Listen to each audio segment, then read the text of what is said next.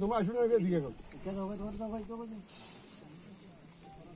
তোমার আরো দিকে আরো দিকে উপর উপরে তো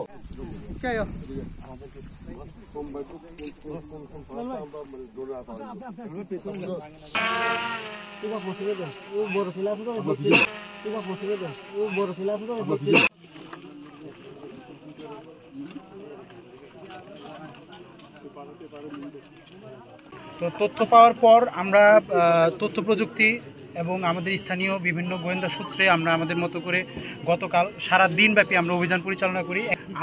গতকাল রাতে আমি বেশ কয়েকজন সাংবাদিককে বলেছিলাম যে আজকে আমাদের উচ্চ প্রযুক্তি সম্পন্ন উচ্চ ক্ষমতা সম্পন্ন ড্রোন আমাদের কাছে আসবে এবং সেটা দিয়ে আমরা অধিকতর নজরদারি করতে পারবো। আজকে ভোরবেলা থেকেই আমরা এই প্রস্তুতি শুরু করি। ভোরবেলা থেকেই আমাদের প্রায় 4টি পয়েন্টে আমরা ড্রোন সহ প্রবেশ করি এবং মূলত আমাদের 2টি ড্রোন সার্বক্ষণিকভাবে এই সম্পূর্ণ এলাকা নজরদারি করে। আমরা নিজেরাও বেশ 3টি জায়গায় আমরা নিজেরা পাহাড়ের বেশ গভীরে ঢুকে যাই। বন বিভাগের প্রায় 1.5 শতাধিক সদস্য আমাদের সাথে ছিলেন। আমরা র্যাবের CPC 1 এবং আমার সাথে CPC 2 এর কোম্পানি কমান্ডার মহোদয় আছেন, তিনি ছিলেন। এবং এখানে আপনারা দেখতে পাচ্ছেন যে র্যাবে যে বন বিভাগের একজন ঊর্ধ্বতন কর্মকর্তা, উনি সকাল থেকে শেষ পর্যন্ত কিন্তু আমাদের সাথে থেকে একদম গহীন অরণ্যে কিন্তু আমাদের সাথে ছিলেন। একই সাথে কিন্তু আমাদের সাথে আপনাদের মধ্যে বেশ কয়েকজন সাংবাদিক কিন্তু একদম শুরু থেকে শেষ পর্যন্ত ছিলেন। অভিযানটা কিভাবে পরিচালিত হয়েছে, আমরা কি করেছি সারাদিনই আপনারা এই ব্যাপারে আপডেট পেয়েছেন।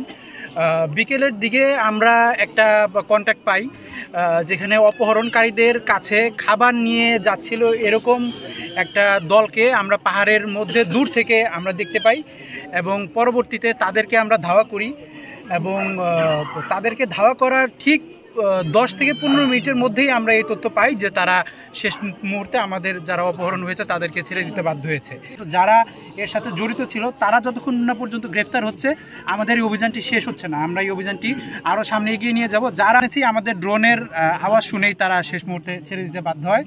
তো আমাদের এই অভিযান আরও চলবে যতক্ষণ পর্যন্ত অপহরণকারীরা গ্রেফতার না হয়, আমাদের অভিযান চলবে। ধন্যবাদ।